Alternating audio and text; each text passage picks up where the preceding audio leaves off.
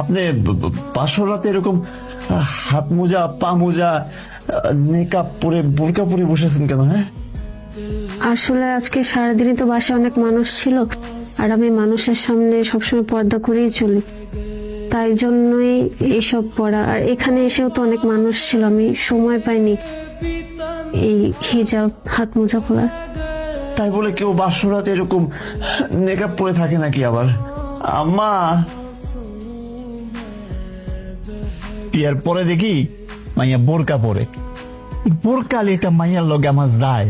আমি সারা জীবন চিন্তা করছিলাম একটা স্মার্ট মডার্ন সুন্দরী মাইয়া বিয়ে করবো, আর আমার মা আমার একটা বোরকারি মাইয়ার লগে বিয়ে দিয়ে দিচ্ছে। আপনার কি কিছু লাগবে? না, আমার কিছু লাগবে না।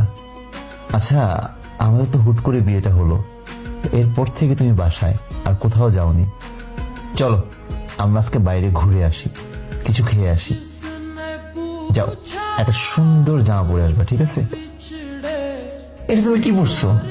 তোমাকে না বললাম একটা সুন্দর জামা পরতে, আমরা বাইরে ঘুরতে যাব, তুমি এটা কি পড়ছো?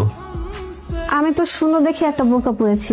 আরে বোরকা পরছো কেন? তোমার বললাম একটা জামা পরতে, আবার বোরকা পরছো, হাত মোজা পরছো, এই যে নিকাব বাঁধছো, খালি চোখ দেখা যায়। এইভাবে কি বাইরে হওয়া যায় বলো? দেখেন, আমি ছোটবেলা থেকে যখনই বাইরে বের হয়েছি বোরকা পরেই বের হয়েছি, আমি এর বাইরে যেতে পারবো না। আর ইসলামেও তো বলা হয়েছে যে বোরকা পরে বের হতে, মানুষকে যেন নিজের চেহারা না দেখাতে, নিজের আপনজন ছাড়া। আমি আপনার সামনে বসে থাকতেই পারি একটু খোলামেলা, কিন্তু আমি বাইরে অন্য কারোর সামনে নিজেকে দেখাতে পারবো না। এইটা কোনো কথা? বিয়ের পরে আমরা প্রথম ঘুরতে যাচ্ছি, তুমি একটা সুন্দর জামা পরবা, বাইরে ঘুরবো, কি বোরকা হিজাব পরে মানে বের হয়েছে, এগুলো আমার সাথে যায় বলো? আমার এগুলো একদম ভালো লাগে না। বাইরে যাব বলেই তো বোরকাটা পরেছি। আমাকে যদি অন্য কোনো মানুষ দেখে তাহলে তো আমারও গুনাহ হবে, আর সাথে আপনারও তো গুনাহ হবে, তাই না?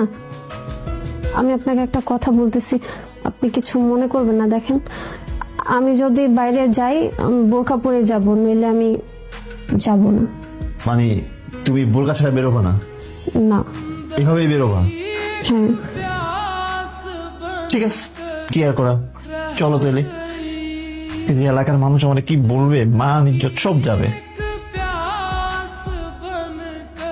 বিয়ের পরে তোমার এই প্রথম নিয়ে বাইরে হইলাম, বললাম যে একটু সুন্দর মতো রেডি হও, একটু সাজুগুজু করো, তুমি কি এই মেকআপ করে বেরিয়েছো?